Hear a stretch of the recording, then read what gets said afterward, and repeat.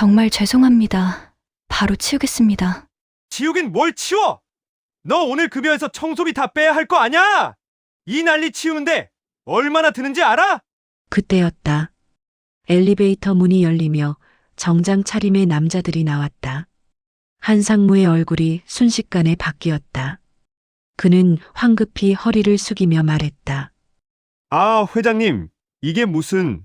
박강인, 이 회사의 주인. 소진은 고개를 들지 못한 채 바닥만 응시했다. 그러나 그 순간 누군가의 발이 그녀 시야에 들어왔다. 소진의 심장이 멎는 듯했다. 반지가 바로 회장의 발끝에서 멈춘 것이다. 강인은 천천히 허리를 숙여 반지를 집어들었다.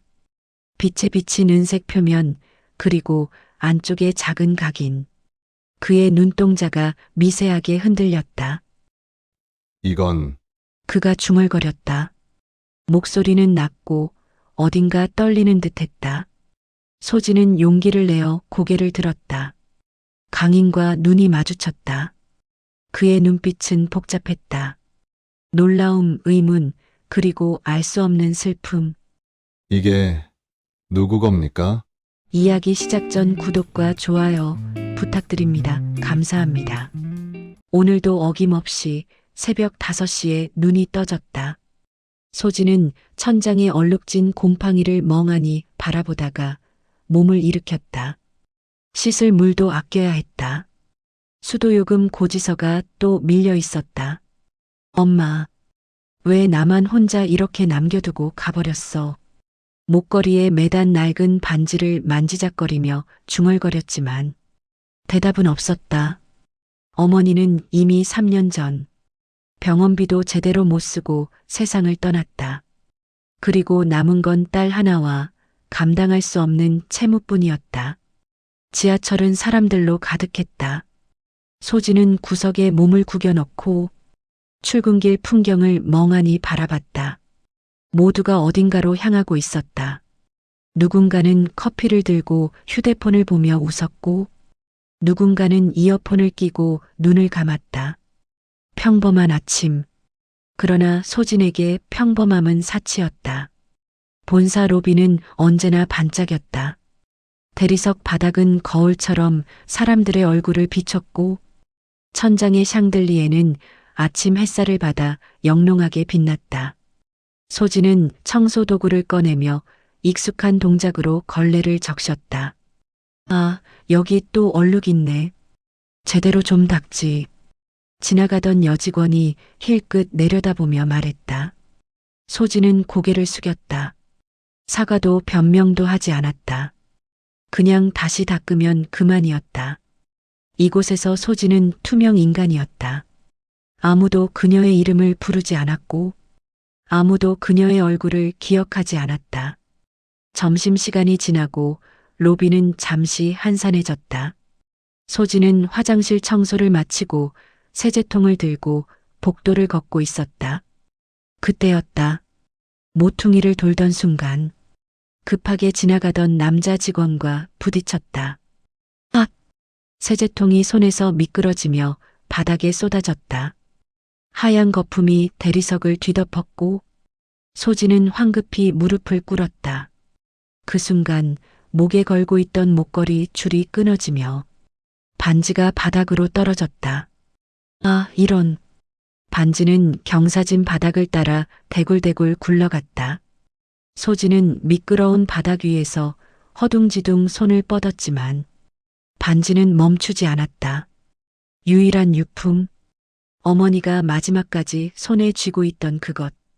절박한 마음에 소진은 소리쳤다. 잠깐만요.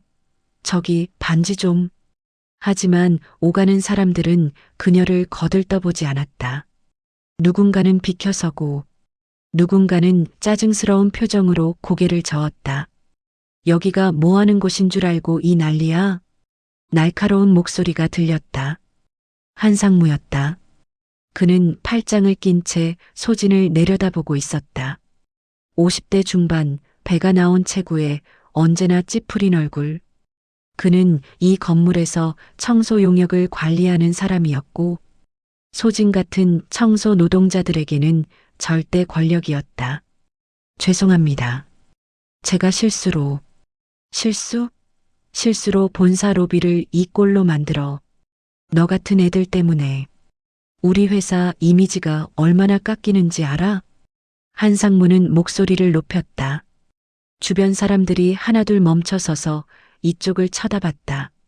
소진은 얼굴이 달아올랐다. 수치심과 분노가 동시에 밀려왔지만 꼭 참아야 했다. 이 일마저 잃으면 다음 달 월세를 낼 수 없었다. 정말 죄송합니다. 바로 치우겠습니다. 치우긴 뭘 치워. 너 오늘 급여에서 청소비 다 빼야 할 거 아냐? 이 난리 치우는데 얼마나 드는지 알아? 한상무는 비웃듯 코웃음을 쳤다. 그때였다. 엘리베이터 문이 열리며 정장 차림의 남자들이 나왔다. 한상무의 얼굴이 순식간에 바뀌었다. 그는 황급히 허리를 숙이며 말했다. 아, 회장님. 이게 무슨... 박강인. 이 건물의 주인이자 이 회사의 절대자. 소진은 고개를 들지 못한 채 바닥만 응시했다. 그러나 그 순간 누군가의 발이 그녀 시야에 들어왔다. 검은 구두, 가지런한 바지단. 그리고 그 앞에 멈춰 선 작은 은색 반지. 소진의 심장이 멎는 듯했다. 반지가 바로 회장의 발끝에서 멈춘 것이다. 강인은 천천히 허리를 숙여 반지를 집어들었다. 빛에 비친 은색 표면, 그리고 안쪽에 작은 각인. 그의 눈동자가 미세하게 흔들렸다. 이건... 그가 중얼거렸다. 목소리는 낮고 어딘가 떨리는 듯했다. 소진은 용기를 내어 고개를 들었다. 강인과 눈이 마주쳤다. 그의 눈빛은 복잡했다. 놀라움, 의문, 그리고 알 수 없는 슬픔. 이게 누구 겁니까? 강인이 물었다. 소진은 떨리는 목소리로 대답했다. 제 거예요. 어머니가 남겨주신. 그 순간 강인의 손이 움찔했다. 반지를 쥔 손에 힘이 들어갔고 그의 얼굴은 창백하게 변했다. 그는 아무 말 없이 반지를 소진에게 건넸다. 하지만 그의 시선은 여전히 소진의 얼굴에 머물러 있었다. 이름이 뭡니까? 박소진입니다. 어머니는? 이예진입니다. 하지만 이미 소진의 말이 끝나기도 전에 강인은 몸을 돌렸다. 그의 뒷모습은 어딘가 흔들리는 듯했다. 한상무는 영문을 모른 채 어리둥절한 표정으로 서 있었고 소진은 손 안에 반지를 꼭 쥐었다. 회장실 문이 닫히자 강인은 책상에 몸을 기댔다. 손이 떨렸다. 심장이 불규칙하게 뛰었다. 그는 주머니에서 명함 크기의 낡은 사진을 꺼냈다. 20대 초반의 여자가 환하게 웃고 있었다. 이예진. 그가 평생 잊지 못한 이름. 혜진아. 목소리가 갈라졌다. 사진 속 여자의 손가락에도 똑같은 반지가 끼워져 있었다. 그들이 함께 새긴 문구. 강인은 눈을 감았다. 30년 전 그날이 생생하게 떠올랐다. 대학로 작은 공방이었다. 혜진은 망치를 들고 음판에 글자를 새기며 혀를 살짝 내밀었다. 강인은 그 모습이 귀여워서 웃음을 참지 못했다. 야, 집중 좀 하자. 이거 잘못하면 다시 해야 한다고. 알았어. 근데 태준아, 우리 정말 평생 함께 할 수 있을까? 혜진이 고개를 들며 물었다. 그녀의 눈은 불안과 기대로 가득했다. 강인은 그녀의 손을 잡았다. 당연하지, 내가 너 절대 안 놓아. 걱정하지 마. 내가 다 해결할게. 하지만 그건 철없는 청년의 허황된 약속이었다. 강인은 눈을 떴다. 현실이 다시 눈앞에 펼쳐졌다. 넓은 회장실, 값비싼 가구들, 권력의 상징들. 하지만 이 모든 것이 무슨 소용이었나? 가장 소중한 것을 지키지 못했는데. 초인종이 울렸다. 비서가 들어왔다. 회장님, 박소진 씨가 도착했습니다. 들어오라고 하기에 강희는 자세를 바로 했다. 감정을 추스르려 애썼지만 가슴속 동요는 쉽게 가라앉지 않았다. 문이 열리고 소진이 들어왔다. 그녀는 청소복을 벗고 평상복을 입고 있었지만 여전히 어색해 보였다. 회장실은 그녀가 발 디딜 곳이 아니었다. 소진은 문 앞에 서서 머뭇거렸다. 앉으시죠. 강인이 소파를 가리켰다. 소진은 조심스럽게 걸어와 소파 끝에 걸터 앉았다. 등은 곧게 펴고 손은 무릎 위에 가지런히 모았다. 긴장한 사람의 전형적인 자세였다. 제가 무슨 잘못을... 아니에요. 잘못한 거 없습니다. 강인이 손을 저었다. 그는 소진의 얼굴을 찬찬히 살폈다. 혜진과 닮은 구석이 있었다. 눈매, 코끝, 입술의 곡선.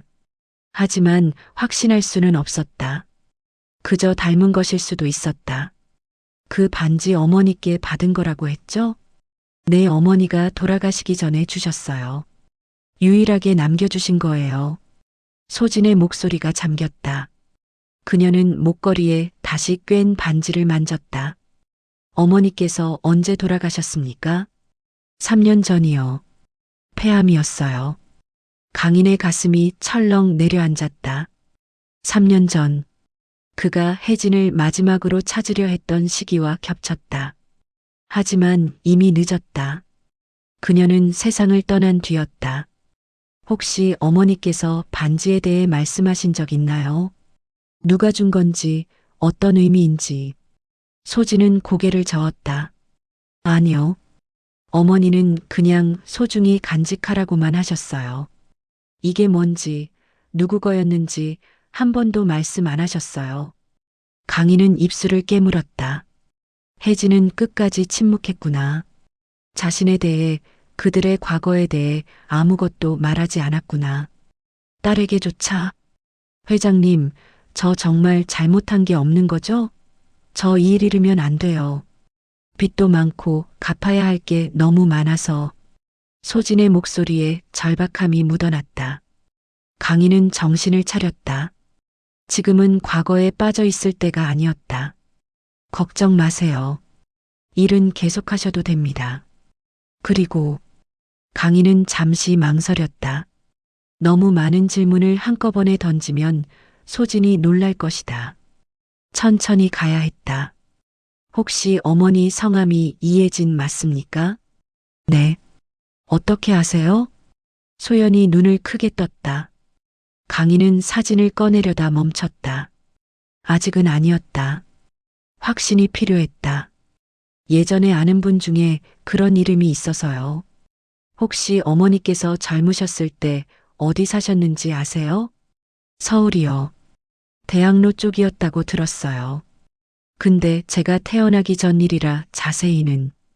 대학로. 강인의 심장이 또 한 번 뛰었다.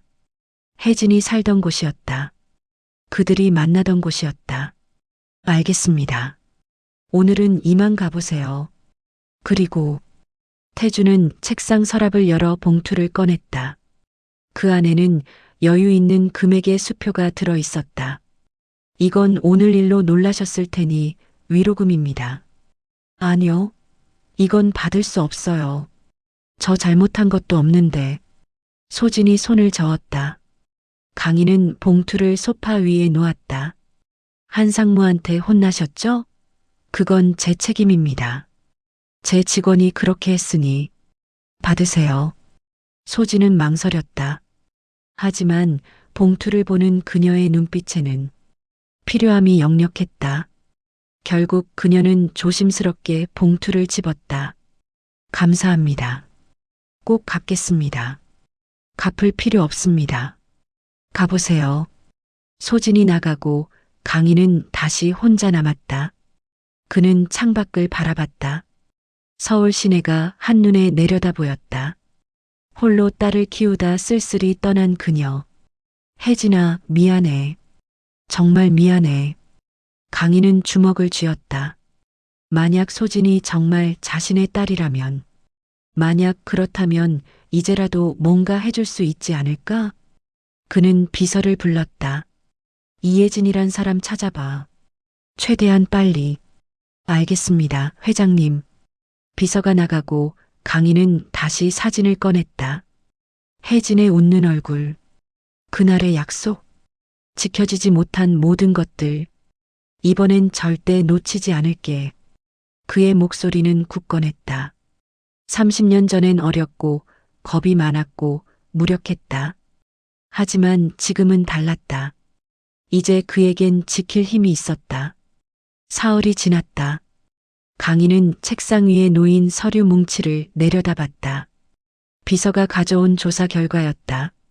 이예진, 1967년생, 2022년 11월 사망, 사인은 말기 폐암, 그리고 딸 1997년생, 강인의 손가락이 날짜를 짚었다. 1997년. 그가 혜진과 헤어진 해가 1996년이었다. 계산이 맞아떨어졌다. 가슴속에서 무언가 터져나오려 했다. 확신과 죄책감, 후회와 그리움이 뒤섞여 목을 조였다. 소진 씨를 다시 불러주게. 비서가 고개를 끄덕이고 나갔다. 강희는 자리에서 일어나 창가로 걸어갔다. 유리창에 비친 자신의 모습이 낯설었다. 회색빛 머리, 깊게 패인 주름. 하지만 마음속 어딘가엔 아직도 26의 청년이 살고 있었다. 혜진을 사랑했던 그 청년. 강희나, 우리 도망갈까? 여름밤이었다. 공원 벤치에 앉아 혜진이 말했다. 그녀의 손은 차가웠다. 강희는 그 손을 꼭 잡았다. 무슨 소리야? 도망가면 어디 가는데? 몰라. 그냥 아무도 우릴 찾지 못할 곳. 내 아버지도 우리 집 빚쟁이들도. 혜진은 웃었지만 눈가엔 눈물이 고였다. 강희는 그녀를 끌어안았다. 도망 안 가도 돼. 내가 다 해결할게. 아버지 설득할게. 조금만 기다려줘. 하지만 그건 지킬 수 없는 약속이었다. 일주일 후 강인의 아버지는 그를 불러 차갑게 말했다. 미국으로 가 할 일이 있다. 내일 떠나라. 그 여자와는 끝이다. 아버지, 입 다물어. 네가 뭘 안다고. 집안도 없는 여자, 빚쟁이 딸이랑 결혼하면 회사가 어떻게 되는지 생각해 봤어? 내 책임감은 어디 갔어? 강희는 반항했다. 일주일을 버텼다. 하지만 아버지는 혜진의 집에 손을 썼다. 빚을 갚아주는 조건으로 아들을 포기하라고 했다. 혜진은 강인을 만나러 왔다. 마지막 만남이었다. 강인아, 우리 이제 그만 만나자. 혜진아, 무슨 소리야? 무슨 일 있어? 아무 일도 없어. 그냥 우린 안 맞는 것 같아. 혜진은 울지 않았다. 표정도 담담했다.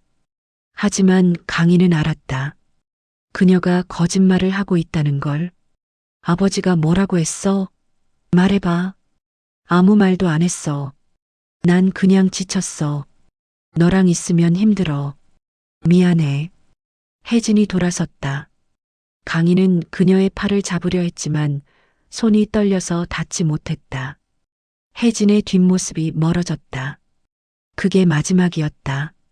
1년 후 강희는 미국에서 소식을 들었다. 친구가 보낸 이메일이었다. 이예진 아이를 낳았대. 혼자 키운다더라. 강희는 그날 밤 처음으로 울었다. 돌아가고 싶었다. 달려가고 싶었다. 하지만 아버지는 모든 걸 차단했다. 여권도, 귀국 티켓도, 연락처도. 회장님, 박소진 씨 오셨습니다. 비서의 목소리에 강희는 정신을 차렸다. 그는 책상으로 돌아와 앉았다. 심호흡을 했다. 차분해야 했다. 소진을 놀라게 해선 안 됐다. 들어오라고 하게. 문이 열렸다. 소진이 들어왔다. 이번에는 조금 덜 긴장한 표정이었다. 하지만 여전히 조심스러웠다. 또 부르셨다고 해서 무슨 일이세요? 앉으세요. 할 말이 있습니다. 강인의 목소리는 평소보다 낮았다. 소진은 지난번과 같은 자리에 앉았다. 강인은 서류를 밀어냈다. 이게 뭔데요? 당신 어머니에 관한 기록입니다. 이예진 씨. 소진의 얼굴이 굳었다. 그녀는 서류를 집어들었다. 출생 기록, 사망 진단서, 병원 입원 기록. 모든 게 낱낱이 적혀 있었다. 이걸 왜 조사하신 거예요? 소진의 목소리가 떨렸다. 경계심과 당혹감이 뒤섞였다. 강인은 깊이 숨을 들이마셨다. 당신 어머니를 알았습니다. 아주 오래전에.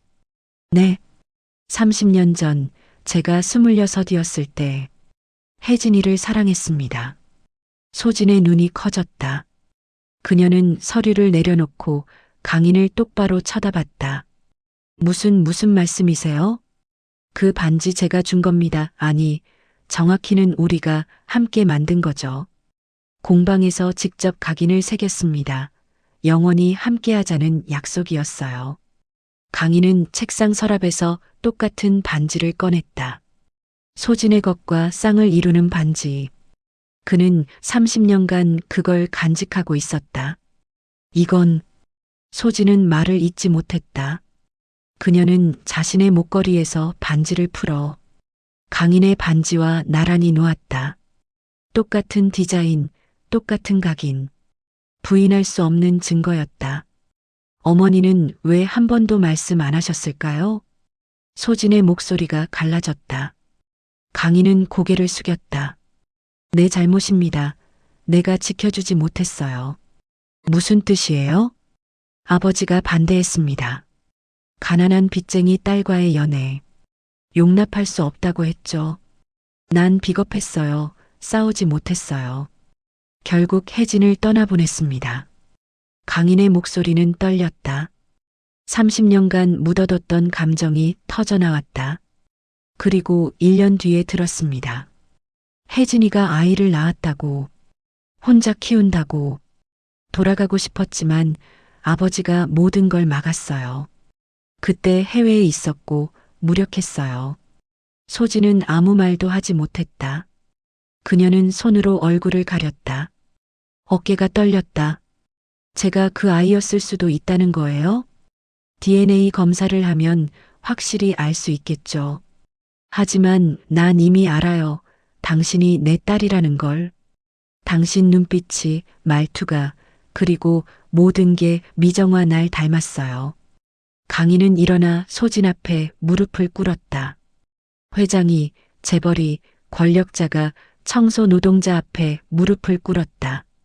소진 씨, 아니 소진아, 미안하다. 정말 미안하다. 내 어머니를, 너를 지켜주지 못해서. 소진은 울음을 터뜨렸다. 30년간 숨겨진 진실이, 어머니가 평생 혼자 품었던 비밀이 이제야 세상에 드러났다. 회장실엔 두 사람의 오열만이 가득했다. 다음 날 이른 아침 강인은 운전기사에게 목적지를 알렸다. 경기도 외곽의 한 납골당. 비서가 찾아낸 혜진의 마지막 안식처였다. 차 안은 고요했다. 강인은 창밖을 보며 아무 생각도 하지 않으려 애썼다. 하지만 불가능했다. 어젯밤 소진의 울음소리가 귓가에 맴돌았다. 납골당은 한적한 언덕 위에 있었다. 가을 단풍이 지고 앙상한 나뭇가지만 남은 풍경 속에서 하얀 건물이 쓸쓸하게 서 있었다. 강인이는 차에서 내려 국화 다발을 들었다. 발걸음이 무거웠다. 3동 207호. 이예진.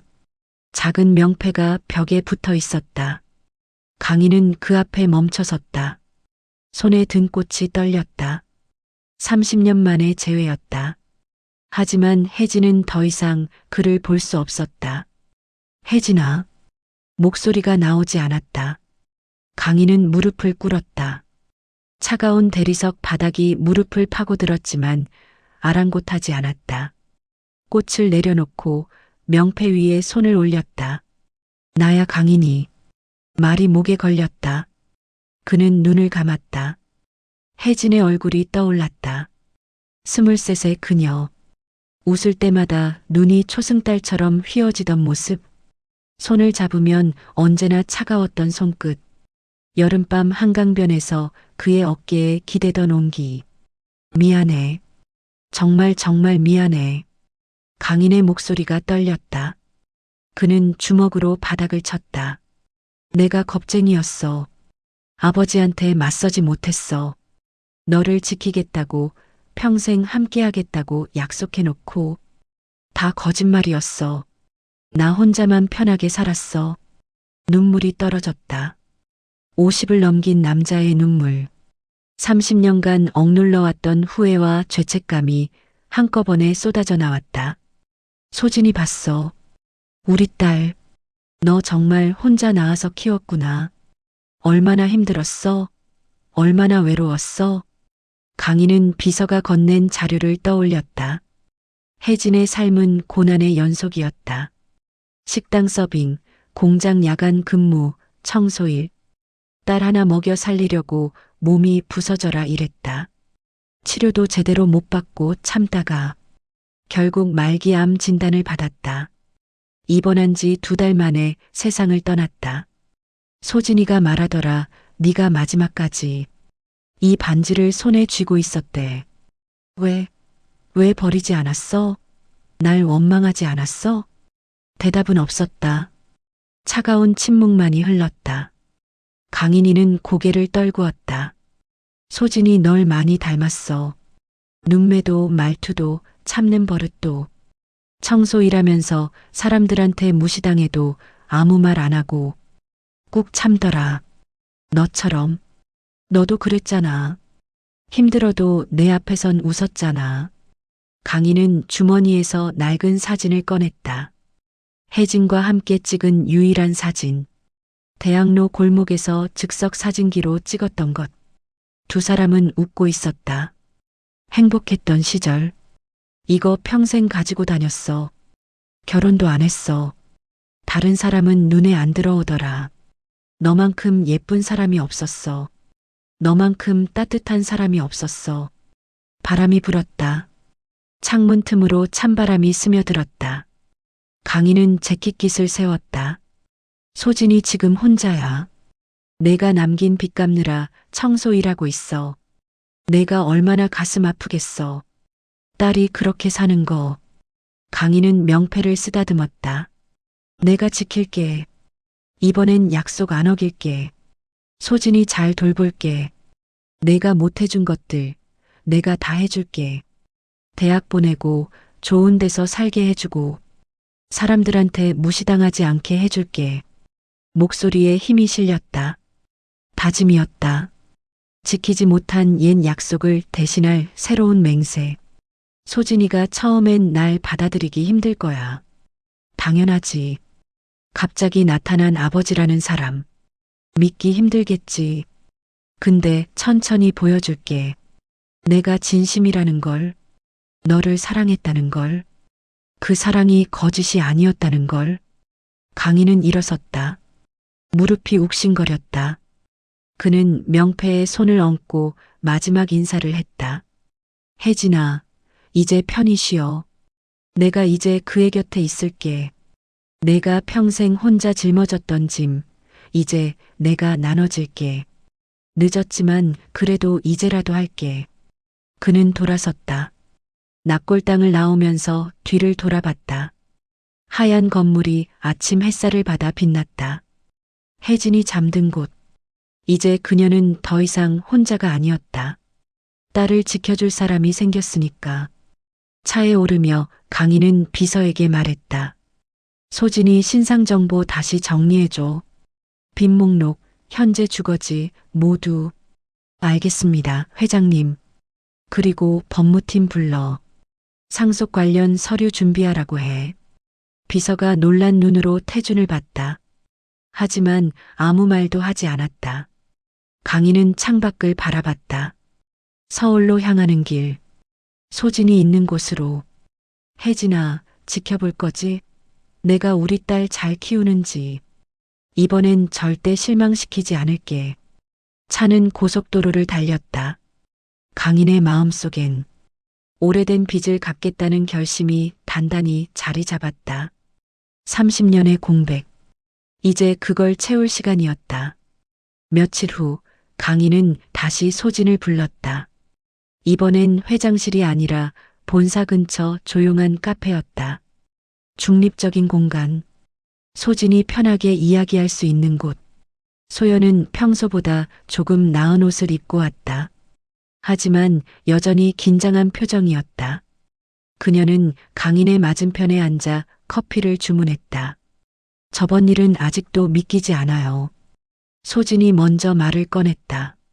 강인은 고개를 끄덕였다. 당연하죠. 갑자기 아버지라는 사람이 나타났으니까요. DNA 검사하시려는 거죠? 원한다면요. 하지만 전 이미 확신합니다. 소진양이 내 딸이라는 걸. 강인은 가방에서 두꺼운 봉투를 꺼냈다. 이게 뭐예요? 어머니가 남긴 빈 목록입니다. 제가 다 알아봤어요. 병원비, 생활비 대출, 카드값. 총 8천만 원 정도 되더군요. 소진의 얼굴이 하얗게 질렸다. 그녀는 봉투를 밀어냈다. 이건 제가 갚을 거예요. 도와주시려는 건 고맙지만 도와주는 게 아닙니다. 강인이 단호하게 말했다. 내 책임입니다. 혜진이가 혼자 키우느라 진 빚이에요. 내가 있었다면 생기지 않았을 빚이죠. 당연히 내가 갚아야 합니다. 하지만 소진아. 강인은 소진의 눈을 똑바로 봤다. 난 너한테 아버지 노릇하려는 게 아니야. 그럴 자격도 없어. 하지만 최소한 네가 빚 때문에 고통받는 건 막고 싶어. 그 정도는 하게 해줘. 소진의 눈가가 붉어졌다. 그녀는 고개를 숙였다. 어머니가 회장님 이야기를 한 번도 안 하셨어요. 전 아버지가 누군지도 몰랐어요. 근데 이제 보니까 어머니가 왜 그랬는지 알 것 같아요. 왜? 저한테 원망이 가지 않게요. 아버지한테. 어머니는 끝까지 회장님을 지키려고 하신 거예요. 저한테 미움받지 않도록. 강인의 가슴이 미어졌다. 혜진은 죽는 순간까지 자신을 생각했구나. 딸이 아버지를 미워하지 않도록 모든 걸 혼자 짊어지고 갔구나. 훌륭한 어머니였어. 정말 훌륭한 분이었어. 강인의 목소리가 떨렸다. 소진도 눈물을 흘렸다. 두 사람은 한동안 아무 말도 하지 못했다. 카페 안은 조용했고 창밖으론 가을비가 내렸다. 천천히 가자. 받아들일 수 있을 때까지. 난 여기 있을 테니까. 강인이 조용히 말했다. 소진은 고개를 끄덕였다. 그녀는 봉투를 다시 밀지 않았다. 아주 천천히 두 사람 사이의 거리가 좁혀지고 있었다. 커피가 식어가고 있었다. 소진은 한참을 말없이 앉아 있다가 천천히 고개를 들었다. 회장님, 말해요. DNA 검사, 해요. 강인이 눈을 들었다. 소진은 떨리는 목소리로 이어갔다. 저도 확실히 하고 싶어요. 이게 진짜인지. 제가 정말 회장님 딸이 맞는 건지. 소진아. 아니, 만약 정말 그렇다면요. 소진은 테이블 위에 놓인 자신의 손을 내려다봤다. 전 준비가 필요해요. 마음에 20년 넘도록 없던 아버지가 갑자기 생긴다는 게 쉬운 일이 아니잖아요. 강인은 고개를 끄덕였다. 그녀의 말이 옳았다. 자신은 확신했지만 소진에겐 증명이 필요했다. 당연한 일이었다. 알겠어, 내일 예약할게. 일주일 후 검사 결과가 나왔다. 강인은 봉투를 들고 소진을 기다렸다. 하지만 막상 만나려니 손이 떨렸다. 이미 마음으로는 확신했지만 공식적인 증명은 다른 무게를 가졌다. 회장님, 소진이 들어왔다. 예전처럼 청소복을 입은 게 아니라 단정한 블라우스와 슬랙스 차림이었다. 강인이 마련해준 옷이었다. 처음엔 거절하려 했지만 면접 보러 가는 것처럼 생각하세요라는 말에 결국 받아들였다. 앉으세요. 강희는 봉투를 건넸다. 소진은 떨리는 손으로 봉투를 열었다. 서류 첫 장에 또렷하게 적혀 있었다. 생물학적 친자관계 확률 99.99%. 정말이네요. 소진의 목소리가 갈라졌다. 그녀는 서류를 내려놓고 두 손으로 얼굴을 감췄다. 울음인지 웃음인지 알 수 없는 소리가 새어나왔다. 소진아, 이제 공식적으로 내 딸이야. 법적으로도 혈연적으로도. 소진은 고개를 들었다. 눈가가 붉었지만 표정은 담담했다. 근데 왜 이렇게 실감이 안 날까요? 20년 넘게 아버지 없이 살았는데 갑자기 아버지가 생겼다니. 천천히 익숙해지면 돼. 난 어디 안 가니까. 강희는 미소 지었다. 소진도 어색하게 웃음을 지었다. 어색했지만 나쁘지 않았다. 이틀 후 강희는 임원 회의를 소집했다. 갑작스러운 회의 공지에 임원들은 술렁였다. 회의실 긴 테이블 양옆으로 임원들이 자리를 잡았다. 한상무도 끝자리에 앉아 있었다. 오늘 여러분께 중요한 발표가 있습니다. 강인이 입을 열었다. 그의 옆엔 소진이 서 있었다. 단정한 정장 차림. 하지만 여전히 긴장한 표정이었다. 이분은 박소진 씨입니다. 그리고 강인은 잠시 숨을 고르고 말했다. 제 딸입니다. 회의실이 얼어붙었다. 임원들은 서로를 쳐다봤다. 믿을 수 없다는 표정들이었다. 회장님, 무슨 말씀을? 한 임원이 더듬거리며 물었다. 말 그대로입니다. 박소진은 제 친딸입니다. DNA 검사로 확인했습니다. 한상무의 얼굴이 새하얗게 질렸다. 그는 자신이 얼마나 소진을 함부로 대했는지 떠올렸다. 로비에서 소리 지르고 급여를 깎겠다고 협박했던 일들. 앞으로 소진은 이 회사의 일원으로 함께하게 될 것입니다. 자세한 사항은 추후 공지하겠습니다. 오늘은 이만. 회의가 끝나고 한상무는 복도에서 소진을 마주쳤다. 그는 허리를 깊이 숙였다. 죄송합니다. 정말 죄송합니다. 소진은 그를 조용히 바라봤다. 그의 얼굴엔 두려움이 가득했다. 보복이 두려운 사람의 표정. 괜찮아요. 저도 그때 실수했으니까요. 소진은 담담히 말하고 지나갔다. 한상무는 멍하니 그 뒷모습을 바라봤다. 그날 밤 소진은 좁은 원룸에 홀로 앉아 있었다. 강인이 이사를 권했지만 아직은 거절했다. 너무 빠르게 변하는 게 두려웠다.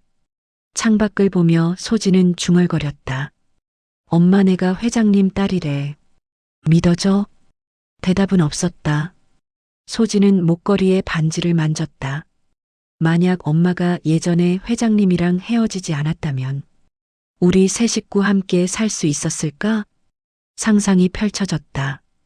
넓은 거실, 따뜻한 저녁 식사, 웃음소리 가득한 집. 아버지가 퇴근하면 현관에서 반겨주고 어머니는 부엌에서 음식을 만들고 평범하지만 행복한 가족. 참 좋았겠다. 소진의 목소리가 떨렸다. 눈물이 흘렀다. 가질 수 없었던 것에 대한 아쉬움.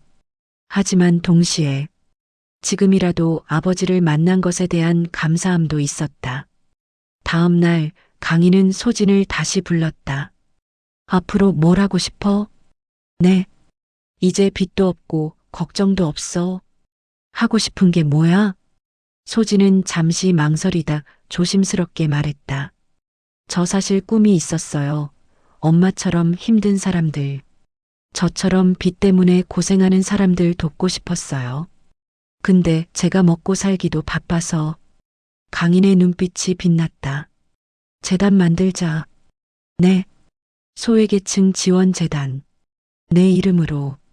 아니, 내 어머니 이름으로. 이예진 재단 어때? 소진의 눈이 커졌다. 가슴이 두근거렸다. 정말 그렇게 할 수 있어요? 당연하지. 내가 도울게.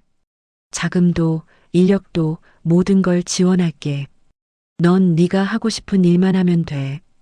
소진은 눈물을 참지 못했다. 평생 꿈꿔왔던 일, 어머니를 기리는 일, 동시에 자신처럼 힘든 사람들에게 손을 내밀 수 있는 일. 감사합니다. 정말 감사합니다. 6개월 후 이혜진 재단 현판식이 열렸다. 소진은 단상에 서서 말했다. 저는 가난 속에서 살았습니다.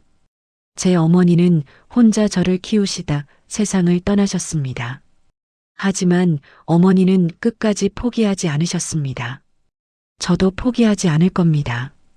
이 재단을 통해 더 많은 분들께 희망을 드리고 싶습니다. 박수가 터졌다. 강희는 뒷자리에서 딸을 바라봤다. 혜진을 닮은 모습, 강하고 따뜻하고 아름다웠다. 혜진아, 보고 있지? 우리 딸 이렇게 잘 컸어. 내가 잘 키워줬어. 고마워. 저녁 두 사람은 조용한 식당에서 마주 앉았다. 예전처럼 어색하지 않았다. 자연스러운 대화가 오갔다. 오늘 수고했어. 아버지 덕분이에요. 소진이 처음으로 아버지라고 불렀다. 강인의 눈가가 촉촉해졌다. 늦어서 미안해. 아니에요. 지금이라도 만나서 다행이에요. 두 사람은 웃었다. 창밖으론 봄비가 내렸다. 새로운 계절이 시작되고 있었다. 늦었지만 이제 시작이었다. 혜진이 남긴 사랑이 두 사람을 이어주었다. 그리고 그 사랑은 더 많은 사람들에게 퍼져나가고 있었다. 끝까지 시청해 주셔서 감사합니다.